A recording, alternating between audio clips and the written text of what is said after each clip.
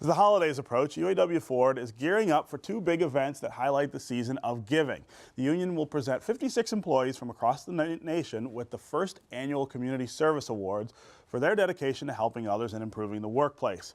And next month, UAW Ford will donate meals to hundreds of Detroit area families in need of a helping hand. Joining me now to talk about these two initiatives is UAW Ford Vice President Jimmy Settles. Welcome to American Black Journal. Good morning. It seems like this is the absolute right thing at the right time, given the kind of economic conditions that we see, the stagnant economy. Giving back is something we need employees and everybody to be doing right now, and you guys are celebrating that. Yes. On November 22nd, we're going to honor at least 56 of our members that done some extraordinary things in the community. And I'm very happy this will be our very first go at it. Yeah. Give me some examples of some of the people or some of the things that they've done who are going to be honored. One of them is going to be honored. It's a gentleman that actually came to us and decided that he wanted to build ramps. And really, it comes out of Ohio. And it was a retiree, and we had a group there that built ramps. I am proud to say today, not just are we building ramps in Ohio, we're building in Michigan and Illinois and Kentucky and Missouri. As we speak today, we have built over 3,000 ramps that cost the people absolutely nothing. So very, very proud of that. And these are disabled people's ramps. Right, yes. We first started working with the United Fund, and then we just took it. It got so big that we got calls all over the country, so we just go as needed. Yeah, yeah. So how are you identifying, I mean, this is a nationwide group of people. How are you sort of identifying the folks who are deserving of this? We have a community magazine that we started over a year ago. Really was a vision of myself and a few others. We decided because as I travel the country, we have a lot of members do a lot of great things. And to be honest with you too, is that as auto workers, we have been known had to have a bad image. Every time you look at TV, sometimes, right? Yeah, it's something negative. So we wanted to show the positives because I knew it was that we were doing that, but we never had collected everything together. So we decided to come out with a community magazine, and it just jumped. We had actually no money, no budget. We just put the word out, and we had all kind of people respond. And we put out we first started doing it a quarterly magazine. Okay. Now we have a monthly magazine as we go into our second year. So we just really delighted of the things that our members do. And what's the membership like now in terms of the numbers at UAW Ford? In UAW Ford now we got pretty close to 50,000. Just 4 years ago we were at 30,000. Right. So in the last year we picked up over 20,000 new members. And is that because of rehires at plants or new work at plants?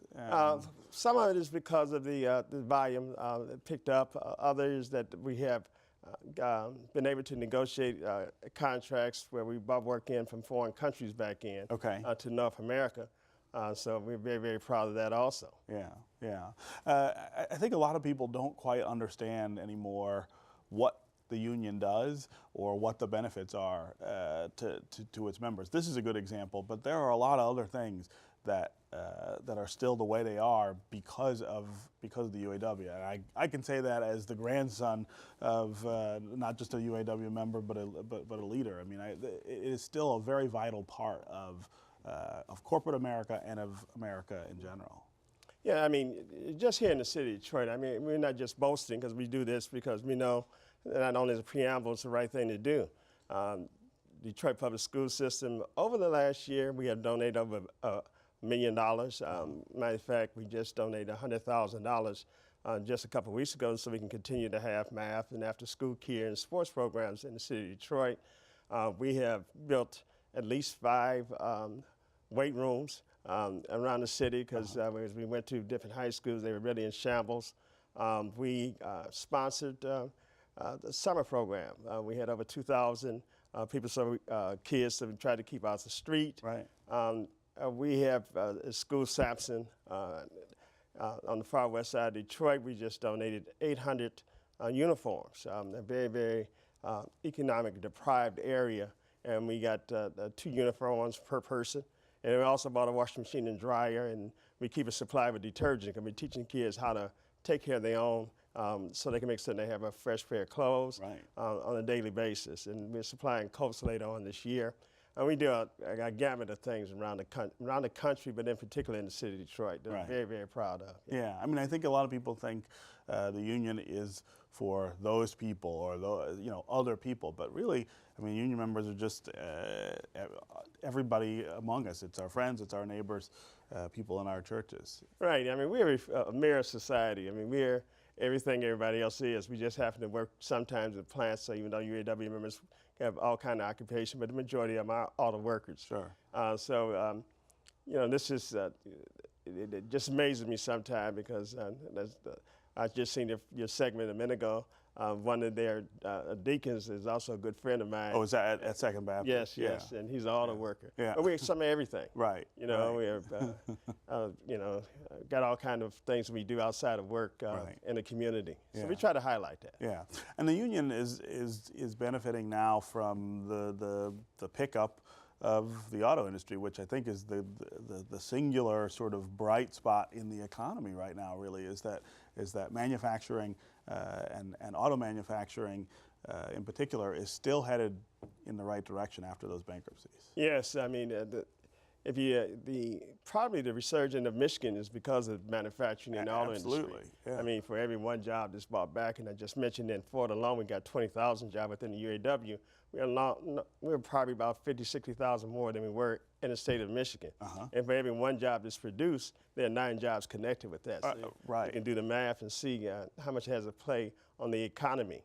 I'm really, really proud and really that we had a president that was very sensitive and understood and saved the auto industry, and now it's paying master dividends. Yeah, yeah, and the relationship between the union and the companies has changed. It seems like from the outside for the better.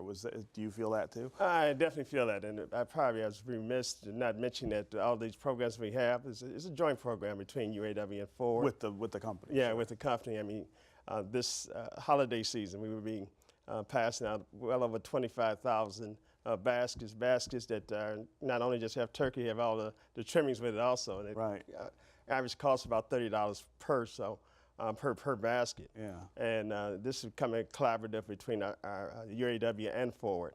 Yes, we do a lot well. Yeah, and you guys are located in the city of Detroit. I'd be remiss if I didn't ask you about all of the big news about the bankruptcy and the emergency manager, and now coming back to a place where we're going to be in charge again locally. What are you seeing among your membership in terms of their reaction or the effect on them from all of this? Well, I mean, we're very sensitive, especially to the workers. Obviously, they took such large concessions. Yeah. We have been through that before. You've been there. I was going to say, you know what that's like. Right, and a lot of them are, I have relatives that work for the city also. But we know one of the problems, I remember a long time ago, Coleman Young once said that somebody asked him what's wrong with Detroit. He said nothing but a few 100,000 more jobs. Right. And we're trying to supply jobs. And that's what's wrong with Detroit. We have to bring some manufacturing back and more jobs and to generate more tax revenue, et cetera. Yeah, I mean, that's what you see in the neighborhoods. I mean, when I was a kid, people in the neighborhoods where I grew up or where my friends did, they all worked in the auto plants or for suppliers. Those jobs are coming back, but we're not at the levels that we were before, and that's what's hurting those neighborhoods is the lack of opportunity.